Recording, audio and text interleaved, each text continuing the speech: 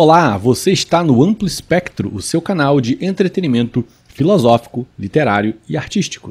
Hoje vamos trazer aqui uma resenha, uma breve resenha, uma análise da obra de Oscar Wilde, a obra-prima de Oscar Wilde, O Retrato de Dorian Gray, que eu tive o grande prazer de ter acesso a essa obra, lê-la em 2024, e estou fazendo aqui a resenha em 2025. Pois bem, é a obra-prima de um literato e dramaturgo que mais poderia ser considerado até um filósofo, um psicólogo da humanidade, alguém que produziu obras de grande profundidade intelectual e própria reflexão a respeito da psique humana. Ele que terminou na sua vida pessoal perseguido, e isso culminou com a sua prisão, onde ele fez inclusive a obra De Profundis, uma obra que mais à frente, quem sabe, traga para cá, para o canal Amplo Espectro. A sua obra, sem dúvida, incomodou muito, o puritanismo da época. É preciso notar que Oscar Wilde teve o seu apogeu como literato justamente na era vitoriana.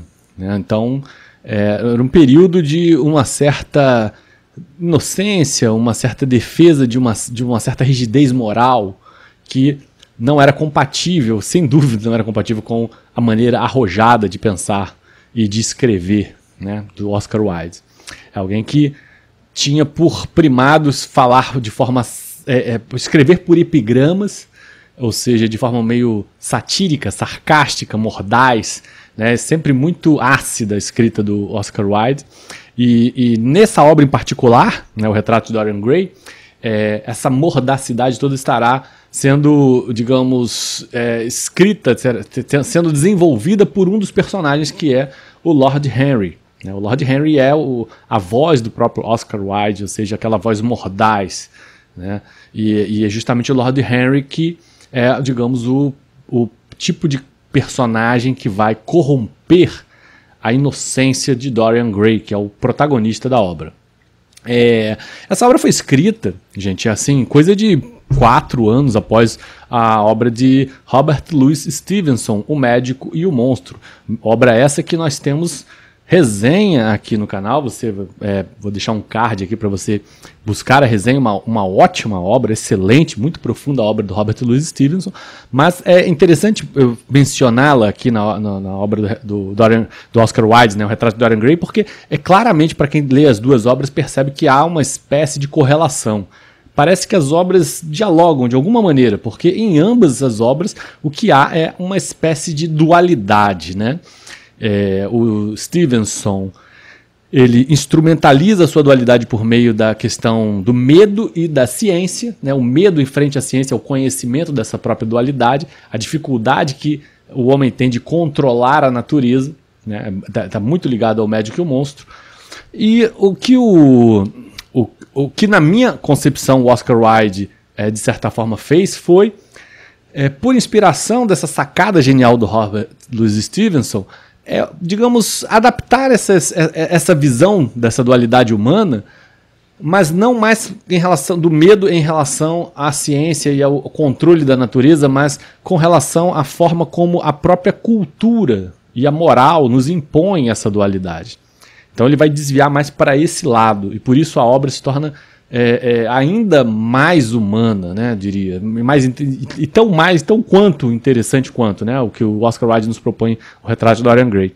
Então ele oferece não mais uma visão de medo e de controle da ciência, do conhecimento sobre a natureza humana, mas uma questão de como a cultura e a moral se transformam num instrumento que nos reprime essa dualidade.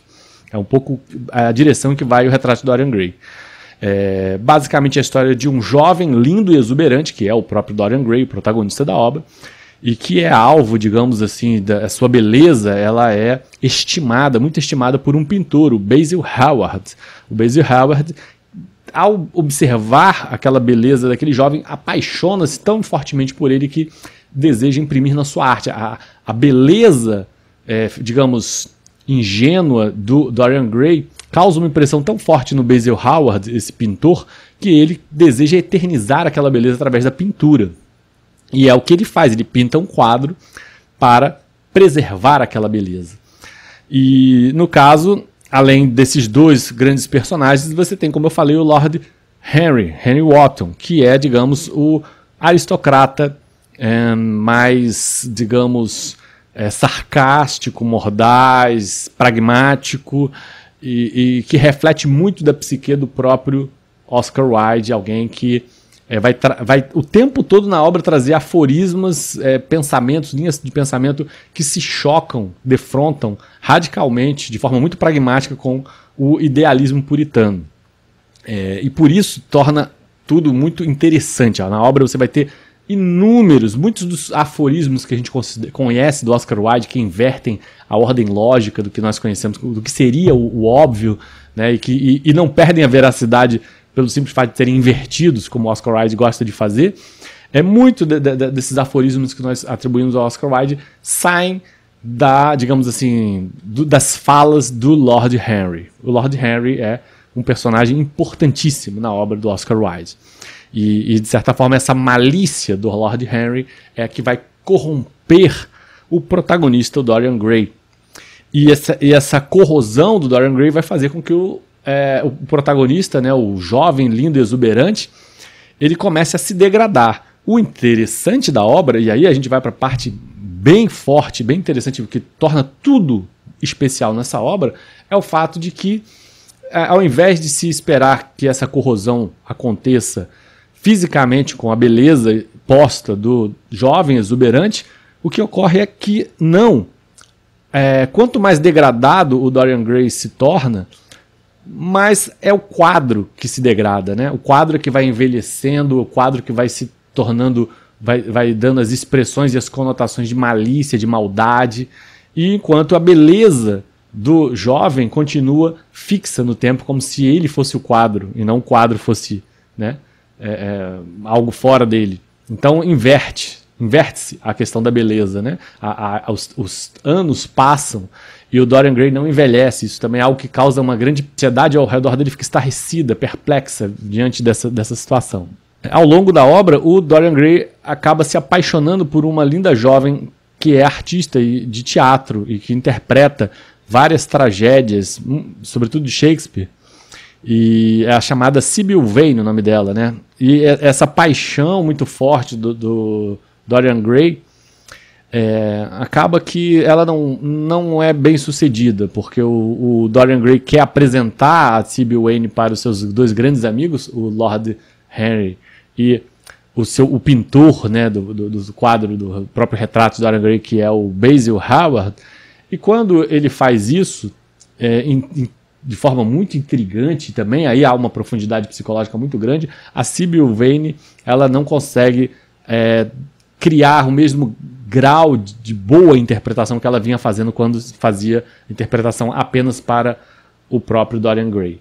Então a qualidade de interpretação dela como artista cai tão radicalmente, tão abruptamente, que ela é vaiada pelo público, e aquilo tira o encanto da paixão do Dorian Gray quando ele não consegue ver nela mais a mesma beleza que via como artista.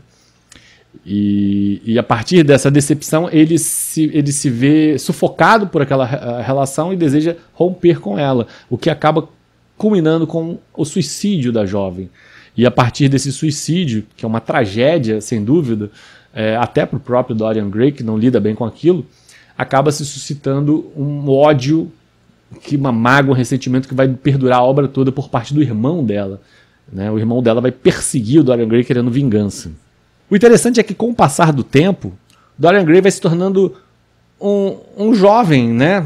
Ele não consegue envelhecer, então ele vai se permanecendo fisicamente como um jovem, porém interiormente ele vai sendo corrompido e vai se tornando uma pessoa extremamente amarga e desgostosa da própria sorte que teve.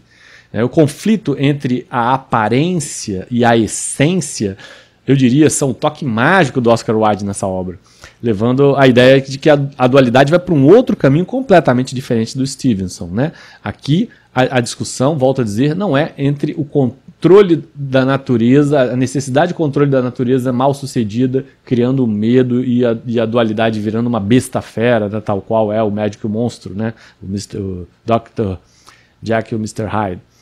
Aqui não, aqui o Dorian Gray, ele tem um quadro que vai ficando velho, feio, malicioso, e ele permanece fixo no tempo, fisicamente como um jovem exuberante. E aquilo que a priori, ou pelo menos nos primeiros anos, né, em que o quadro foi retratado, parece ser uma fortuna maravilhosa, ele adquire a juventude eterna. Por outro lado, à medida que o tempo vai passando, aquilo vai se transformando numa coisa cansativa, né? O Dorian Gray vai, digamos, tomando uma espécie de repulsa de si próprio.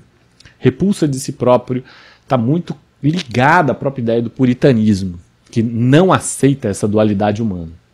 E por isso a obra do Oscar Wilde ela acaba sendo intrigante, profundamente intrigante. É uma obra que merece, eu com certeza estarei lendo e relendo essa obra mais à frente. Eu tive a oportunidade de lê-la, eu já conhecia a história, desde muito jovem minha mãe contava essa história, agora eu pude ler, mas certamente procurarei reler mais à frente, porque é uma obra que justamente traz essa profundidade a respeito da questão que o puritanismo, que está presente, sobretudo no Brasil, que ainda é um país que vive uma espécie de mentalidade medieval. Essa questão de ser mal resolvido com a própria dualidade, com a própria animalidade, que tem uma conotação dogmática muito forte no nosso país fundamentalista. Essa questão de ser mal sucedido com a dualidade, mal resolvido com a dualidade humana, ela de certa forma é muito bem retratada aqui na obra do Oscar Wilde, e ele acaba expondo as vísceras dessa coisa mal resolvida da cultura da era vitoriana da época, e que no Brasil certamente perdura até os dias de hoje, com relação a não ser bem resolvida em relação à dualidade humana. Porque há uma vontade puritana, certamente, de coerência, de se libertar do que seria o lado mais animalesco do homem, né? De não ver o homem como um animal, mas ver o homem como espírito puro. E isso é isso que cria a rigidez moral e os ataques e muitas das vezes intrigas, conflitos dentro da sociedade e sobretudo conflitos interiores, que é o que o próprio personagem Dorian Gray traz, né, dentro de si, carrega um conflito interior, uma coisa de não aceitação, de uma não autoaceitação, né, uma rejeição própria a si mesmo. E esse mal resolver. É claro que a obra acaba tendo aí uma antecipação que eu não gostaria de dar, se você não leu ainda e não gosta de antecipações, é a hora de você sair, né? Mas é claro que a obra acaba trazendo um final trágico, e assim como O Médico e o Monstro. E por isso mesmo é uma obra extremamente profunda, extremamente rica, que pode aí, de alguma forma, como toda tragédia costuma fazer, né, nos apontar uma luz, uma direção, um caminho, algo para nós refletirmos, né, o que há de errado, né, o que há de errado, o que poderia ser modificado.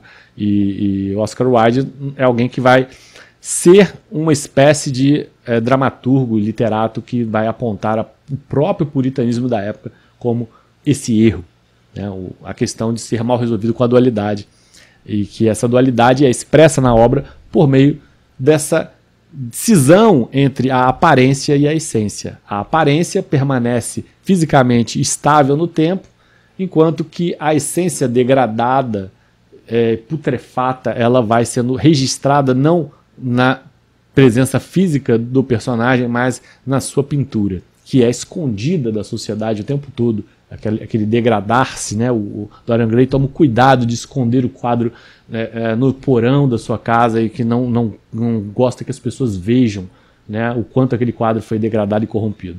Portanto, uma obra indicadíssima para você que está começando a sua vida intelectual, vale para quem busca vida intelectual, para ampliar a sua cultura geral, e também para escritores. Eu acho que você que escreve tem que passar por Oscar Wilde, e essa é a obra-prima dele. Então, é uma obra incontornável, muito necessária, e no caso do Brasil em particular, mais necessária ainda, já dado o fato de que ainda vivemos na nossa era vitoriana, entre muitas aspas, vivemos essa mentalidade puritana cotidianamente.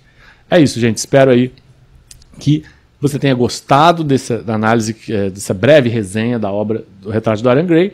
E claro, além disso, quero desejar, assim, agradecer muito as pessoas que contribuem aqui com o canal, seja curtindo os vídeos, comentando, ajuda muito a engajar o canal, compartilhando, indicando para amigos, né, que estão nesse mesmo caminho de estudos, de leitura. E convidá-lo também a nos seguir no Instagram, participar do grupo Coisas Boas da Vida lá no Facebook e deixar um agradecimento de coração para todas as pessoas que nos apoiam financeiramente para dar continuidade aqui com o canal, viabilizam o canal, né? Seja por meio de contribuições avulsas, por meio do Pix, ou contribuições de forma continuada, né, pelo Apoia-se. Os links para nos seguir no Instagram, para participar do grupo de Coisas Boas da Vida, ou mesmo para nos apoiar, todos esses links estão disponibilizados aqui embaixo no campo de descrição. Não me alongando muito mais, um forte abraço para você que me assiste. Leia o livro, é fundamental para a sua vida. E até o próximo vídeo. Esse é o nosso canal de literatura e filosofia. Se você gostou do nosso conteúdo, curta o vídeo e se inscreva. E aproveite para fazer as amizades certas nos grupos. No Facebook, temos o grupo Coisas Boas da Vida, onde compartilhamos conteúdos variados sobre arte e cultura. Participe, você vai adorar. No Instagram, mantemos você por dentro do que vem acontecendo ao longo dos nossos estudos diários. Não deixe de nos acompanhar. Agradecemos muito a todos os amigos que nos ajudam apoiando financeiramente o canal. Os links referentes ao Apoia-se, ao Facebook e ao Instagram estão disponibilizados no conteúdo de descrição desse vídeo. Por fim, não deixe de conhecer o nosso outro canal, o Tube Cult, onde falamos sobre cinema e música. Obrigado por assistir até o final, foi um prazer tê-lo por aqui. Até a próxima.